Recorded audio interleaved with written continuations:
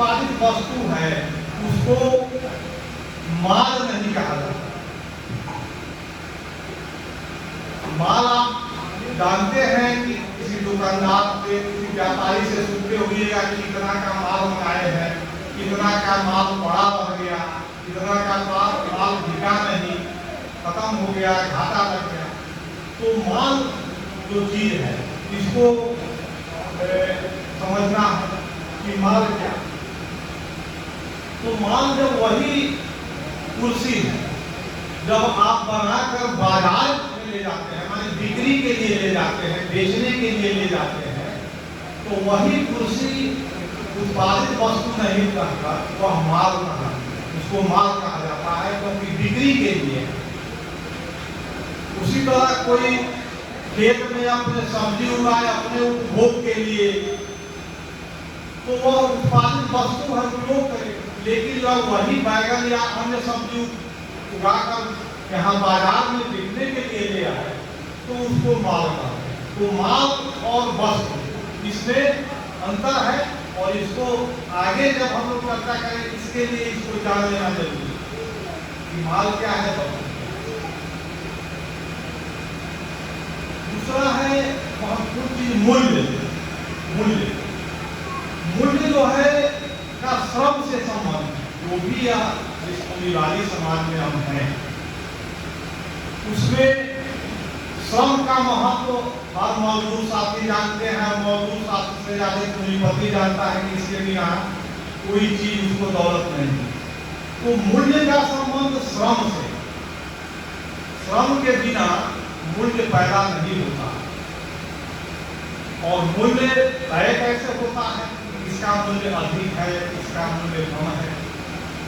तो श्रम को की मात्रा नापने का तरीका, श्रम की मात्रा कैसे नापेंगे, तो वह घंटा में नापते हैं, दिन में नापते हैं, मैंने कै घंटा आपने काम किया, कितना दिन काम किया, इससे श्रम की मात्रा नापी जाती है। तो किसी भी माल का जो मूल्य है उसमें श्रम की जो सामाजिक रूप से आवश्यक जितना श्रम लगना है उसकी कितनी मात्रा उसमें लगी है, कितने घंटे का श्रम उसको बनाने में लगा है, उसी के हिसाब से कोई अधिक मूल्यवान है, कोई कम मूल्यवान है। और 1 किलो सोना और 1 किलो लोहा, 1 किलो लोहा के बनाने में श्रम की मात्रा जितनी लगती है 1 किलो सोना बनाने में बहुत ज्यादा है। इसलिए सोना अधिक मूल्यवान है और लोहा कम मूल्यवान। तो इस मूल्य की बात को समझना कि मूल्य और वह श्रम से पैदा होता है। दूसरा है कि दाम तो आप रोज खरीदते हैं सामान और उसका दाम देते हैं। तो दाम क्या है, तो दाम जो है अभी हमने मूल्य की चर्चा की, मूल्य श्रम से पैदा होता है कि कितना श्रम लगा है, अधिक श्रम लगा है तो ज्यादा लगा। तो मूल्य को जब मुद्रा में व्यक्त करेंगे, जैसे हमारे यहाँ मुद्रा रुपया, तो किसी मूल्य को अगर आप 8 घंटे के श्रम को 500 रुपया में व्यक्त किए तो यह होगा उसका दाम। मूल्य है उसका भी 8 घंटे का श्रम लगा है और उसको व्यक्त करेंगे तो 500 रुपया की मान लिया रुपया में करेंगे तो उसका दाम हो गया। तो मूल्य का जब मुद्रा के रूप में जब अभिव्यक्ति होती है तो दाम का रहता है।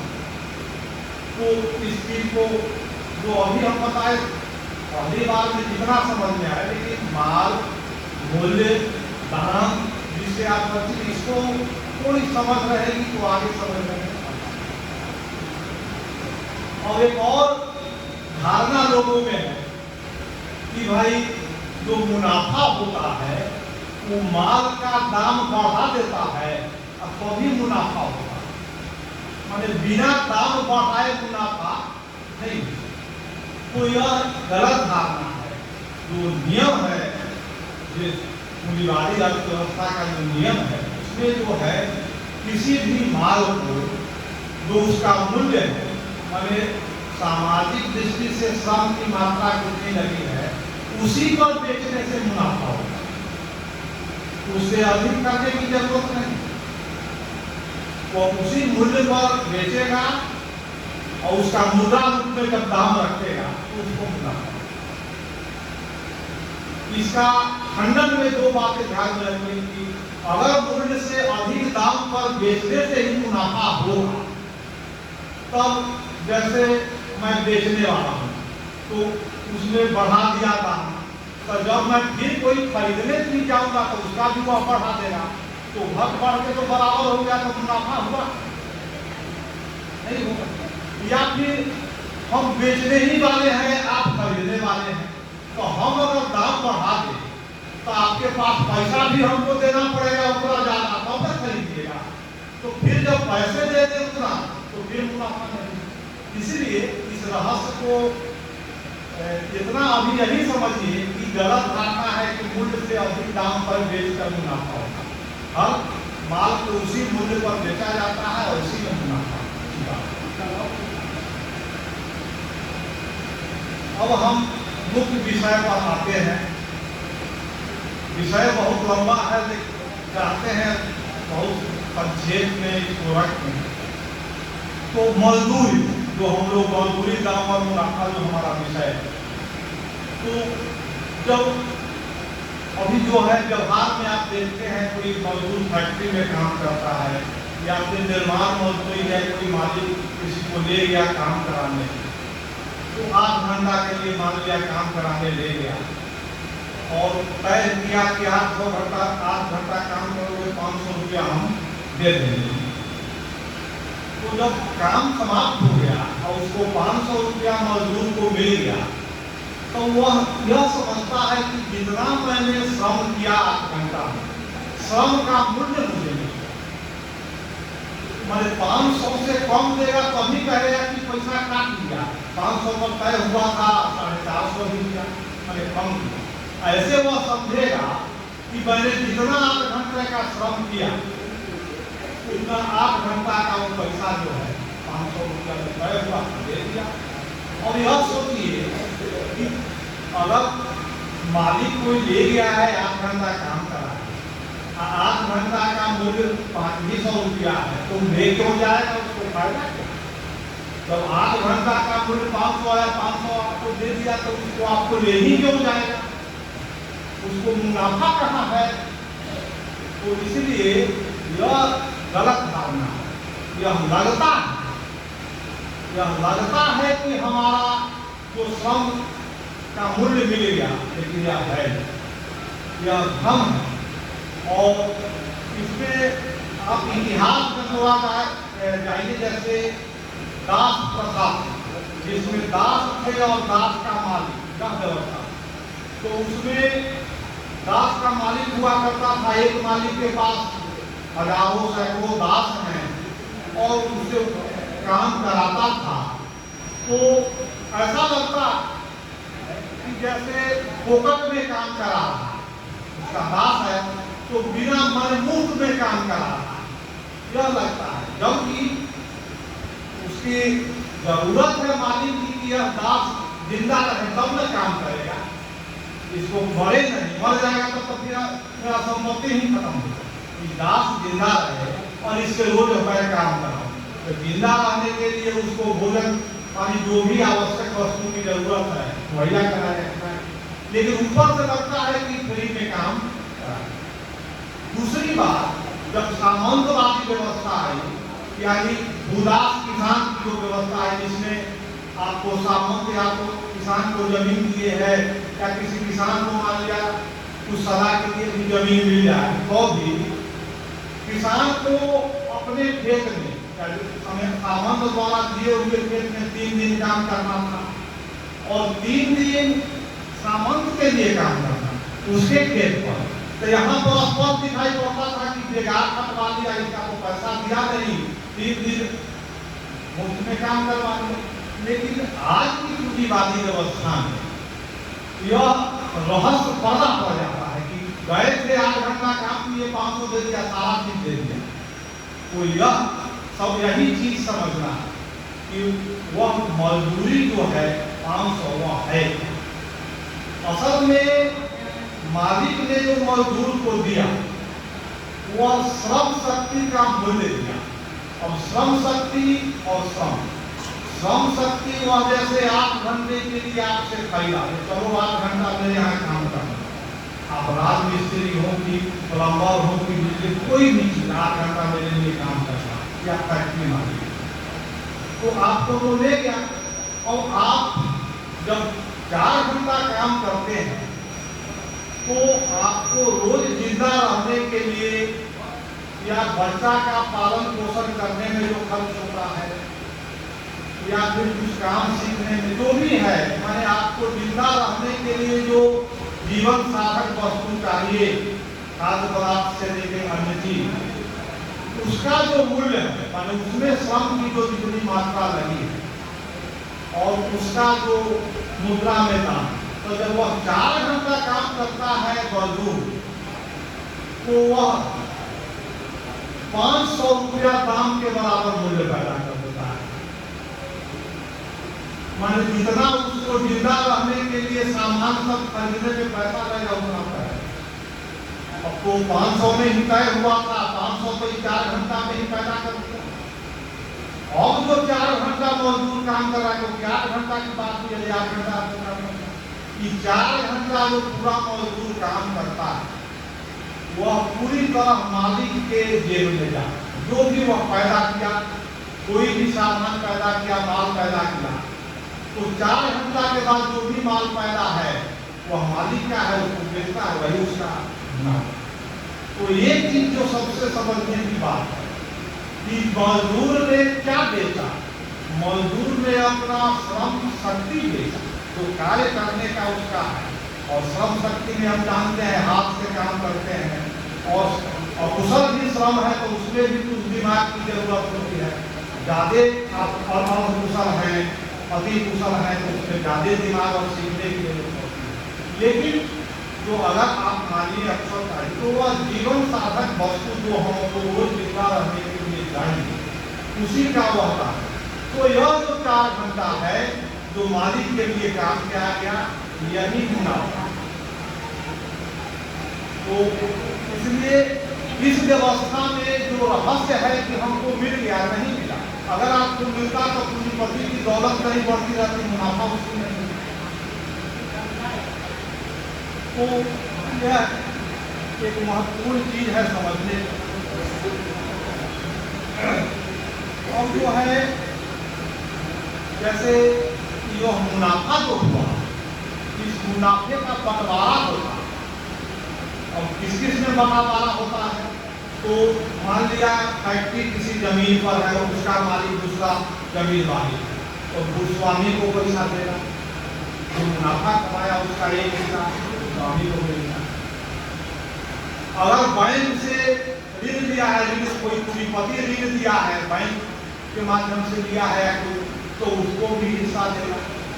और अपने जो मजदूर को खरीद कर लाया है वो हमारे औद्योगिक पूंजीपति वह उसका हिस्सा। अगर जमीन भी उसी की है, पूरी ऋण भी नहीं दिया तो मुनाफा उसी का है। अगर तीनों का है तो मुनाफा इस तरह बनता है। और इस तरह की जो प्रक्रिया है, यह जो आप श्रम करते हैं, मुनाफा पूंजीपति की जेब में जाता है, यह जो पूंजीवादी उत्पादन की व्यवस्था है, यह जो मजदूरी व्यवस्था है, यह इसी पूंजी और श्रम का जो संबंध है कि हम बेचते हैं, खरीदता है और मुनाफा पैदा होता है, तो यह इसी पर टिका है, जिसमें पूंजीपति और पूंजी का मालिक बढ़ता जाता है और धनवान बढ़ता जाता है और मजदूर हमेशा मजदूर की हालत है। और यह व्यवस्था करती है।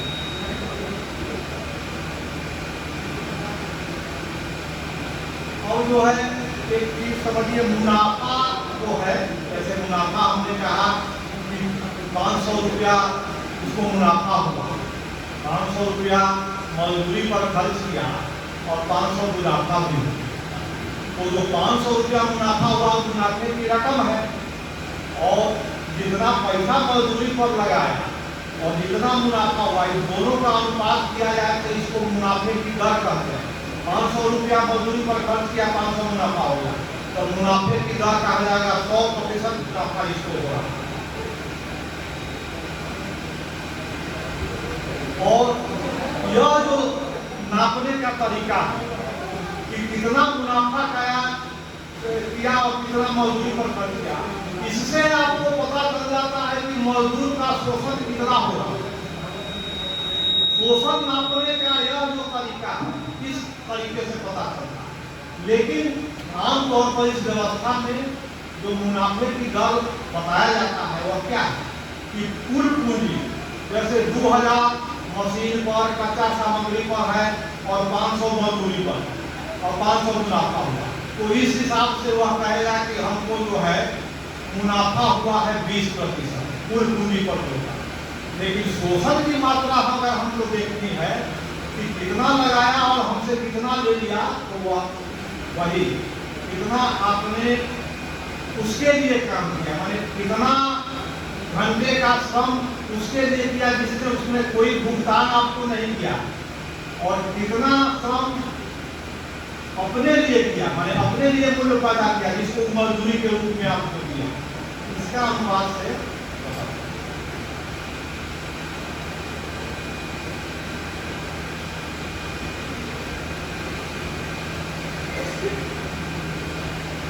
अब एक चीज और समझने की है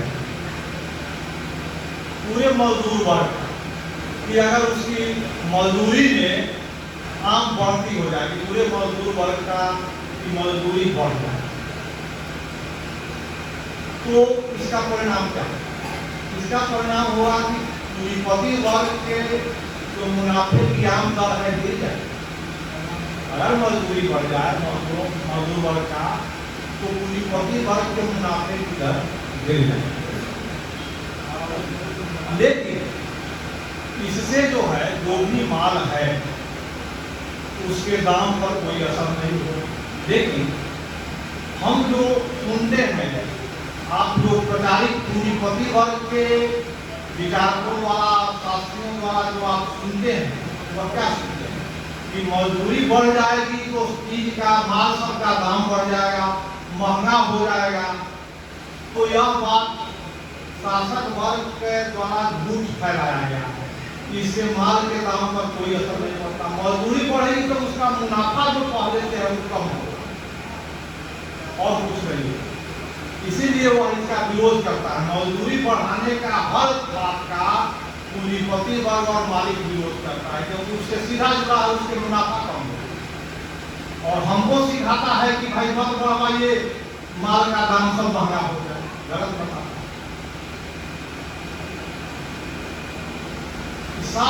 क्यों? क्योंकि मजदूर जो कोई मूल्य पैदा करता है, वही उसी का हिस्सा, जो भी मूल्य पैदा किया, जैसे 8 घंटा में जो मूल्य पैदा किया, उसी में मुनाफा भी बढ़ता है, उसी में मजदूरी भी बढ़ता है। अगर मजदूरी बढ़ गया तो उतना में से मुनाफा कम हो जाएगा, तो उतना ही तय है। 8 घंटा में जो मूल्य वही बढ़ता है। तो इस बात को ध्यान में रखना है। एक और चीज समझना है कि यह भी होता है, सुनते होइएगा कि मजदूरी बराबर होनी चाहिए, तो यह भी गलत मांग है। क्योंकि जो वर्तमान पूंजीवादी समाज है, हम अभी पीछे क्या समझे कि मजदूरी क्या है? आपके श्रम शक्ति के मूल्य का दाम है, और हर श्रम शक्ति, विभिन्न तरह के श्रम हो रहे हैं, और श्रम शक्ति को पैदा करने में, हर श्रम शक्ति को पैदा करने में अलग अलग मूल्य का खर्च है, उसके निपुणता हासिल करने में मूल्य का खर्च है, और जो सिर्फ ईंटा ढोना है और राजमिस्त्री का काम कर रहा है या कंप्यूटर पर काम करने वाला, सबको सीखने में अलग अलग मूल्य खर्च होता है, श्रम की मात्रा खर्च होती है। तो जो खर्च हुआ वो मिलेगा कैसे? उसका मजदूरी अधिक होता है, उसी में भरपाई होता है। इसीलिए अकुशल मजदूर का और कुशल मजदूर का और अति कुशल मजदूर की मजदूरी में अंतर, इसको बराबर नहीं मिल सकता पूंजीवादी व्यवस्था नियम। आपकी अगर मांग करते हैं तो समझ नहीं पा रहे, मिलेगा।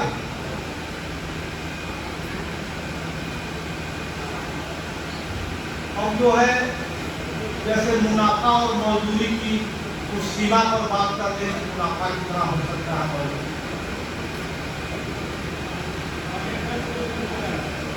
ऐसा कोई नियम नहीं है, आर्थिक नियम, जिसमें मुनाफा का जो न्यूनतम स्तर है वो तय किया जाए।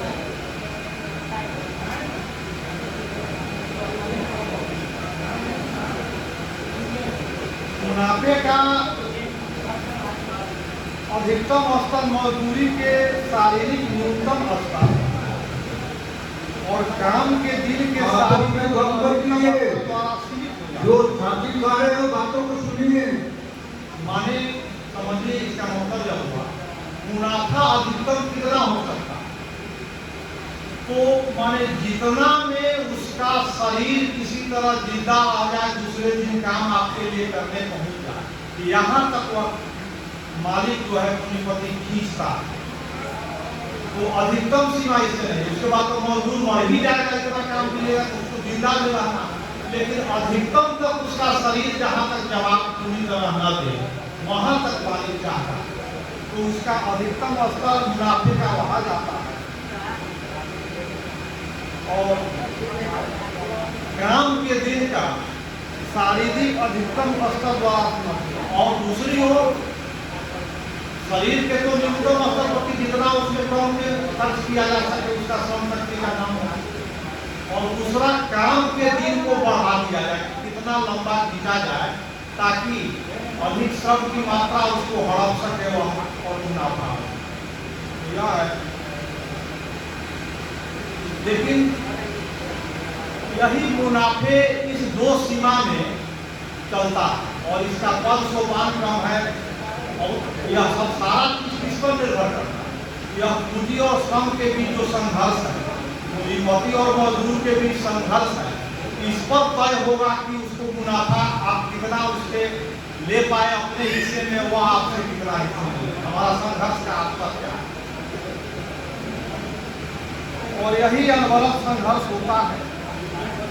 लेकिन जो पूंजीवाद की व्यवस्था का आर्थिक नियम है, उसमें मजदूरी का जो औसत दर है हमेशा नीचे जाने की होती है उसके मूल्य से, यानी श्रम शक्ति को पैदा करने में जितना मूल्य चाहिए, जीवन साधक वस्तु जितना में आप खरीदते हैं, मूल्य का जो मुद्रा रूप है हमेशा जाता है पूंजीपति की जो इसका मूल्य है उससे कम में, उससे दाम में इसको खरीदे, और यही प्रवृत्ति रहती है मैंने औसत मजदूरी घटने की।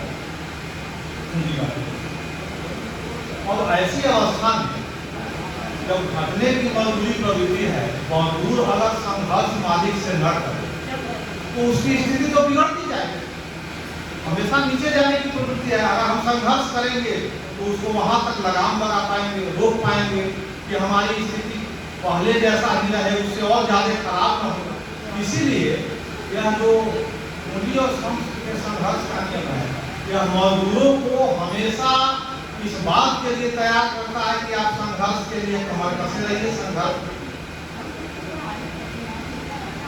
और ऐसा नहीं होगा तो श्रम शक्ति का दाम उसके मूल्य से नीचे आ जाएगा और मजदूर का जीवन स्तर जो है पहले से गिर जाएगा, उसकी हालत खराब हो जाएगी। इसीलिए जो हम जिस व्यवस्था में है इसमें मजदूरों को लगातार संघर्ष करते रहना है, तब उसके जीवन स्तर जो गुलामी को है, और गुलामी का जो पहले का स्तर है तो उतना ही रहे और भी ज्यादा खराब स्थिति न। अगर हम संघर्ष न करें तो हमारी स्थिति जो है, जो दास प्रथा की हम बात कर रहे थे, उससे भी बदतर हो जाती, क्योंकि उसमें मजदूर दास को डीजे की गारंटी थी, मालिक की वह संपत्ति होता था, आता था या जिंदार है और हमारे लिए काम। अभी है कि हमारी स्थिति और खराब क्यों हो जाएगी, क्योंकि इसमें अगर हमको काम नहीं मिलता है तो कोई पूछने वाला नहीं, हमको खुद अपनी श्रम शक्ति बेचनी है। अगर खरीदा गया मालिक द्वारा तो हमको मजदूरी मिली, जीवन साधक वस्तु खरीदे, जिंदा है। अगर नहीं मजदूरी मिली, अगर मुझे किसी मालिक ने नहीं किया तो हम भूख से बच सकते हैं, मरते हैं तो इनको हमारी हार। इसलिए संघर्ष जो है बहुत जरूरी है।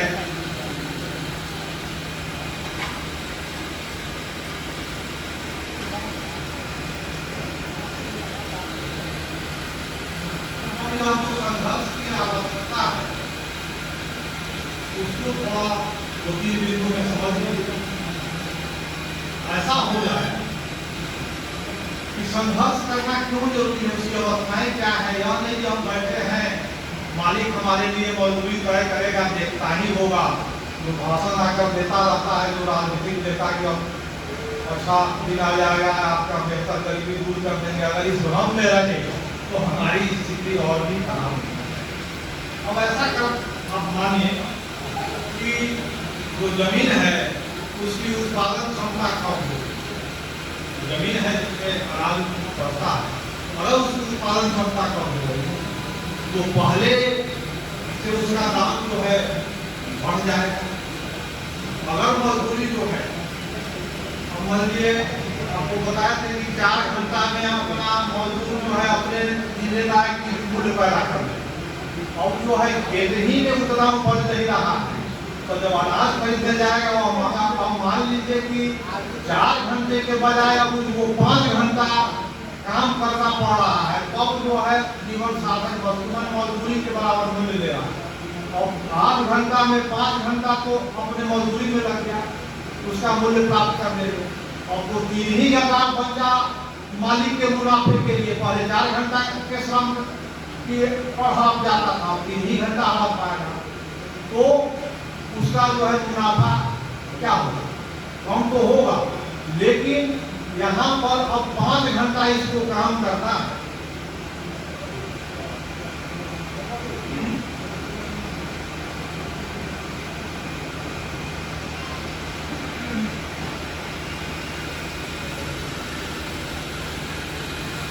उत्पादन क्षमता का 2 स्तर है। एक तो है कि जैसे उत्पादन क्षमता में कमी हो जाए तो अब वह उसके लिए जो है पहले से जीवन साधन वस्तु का मूल्य को खरीदने में अधिक पैसा लगाना पड़ेगा।